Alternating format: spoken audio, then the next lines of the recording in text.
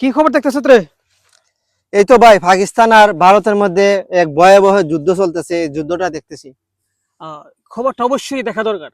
কেননা রাসূলুল্লাহ সাল্লাল্লাহু আলাইহি ওয়াসাল্লাম আরো 1450 বছর আগে উনি বলে গিয়েছিলেন যে আমার উম্মতের শেষ জামানে একটা যুদ্ধ আসবে, যেটা হিন্দুস্তানে সংগঠিত হবে, এবং যুদ্ধটা হবে হিন্দু এবং মুসলমান, অর্থাৎ মুসলিম এক পক্ষে থাকবে, আরো বিধর্মীরা অর্থাৎ হিন্দু, বৌদ্ধ, খ্রিস্টান, নাসারা সহ যত হিন্দু ধর্ম আছে সবাই এক পক্ষে থাকবে। মোটামুটি দুই পক্ষে সংঘর্ষ হবে, এবং এই সংঘর্ষের মধ্যে আহ, অনেক মুসলিম মারা যাবে, কিন্তু শেষ পর্যায়ে আল্লাহ তাআলা মুসলমানদেরকে বিজয় দান করবেন।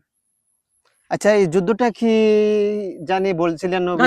গাজওয়াতুল হিন্দ অর্থাৎ তৃতীয় বিশ্বযুদ্ধ, যেটা বৈজ্ঞানিকদের ভাষা তৃতীয় বিশ্বযুদ্ধ, আর হাদিসের ভাষা হচ্ছে গাজওয়াতুল হিন্দ, যেটা অবশ্যই ভারত অর্থাৎ হিন্দুস্তান থেকেই এখানে সংগঠিত হবে। এজন্য এই সমস্ত খবরগুলো আমাদের মুসলমানদের জেনে রাখা খুব ভালো এবং দরকার, এবং যুদ্ধের জন্য তৈরি হওয়া খুবই দরকার। তাহলে আমরা কি এই যুদ্ধের জন্য প্রস্তুত হওয়া দরকার? অবশ্যই প্রতিটা মুসলমানের যুদ্ধের জন্য প্রস্তুতি গ্রহণ করা এটা ইমানি দায়িত্ব। ঠিক আছে।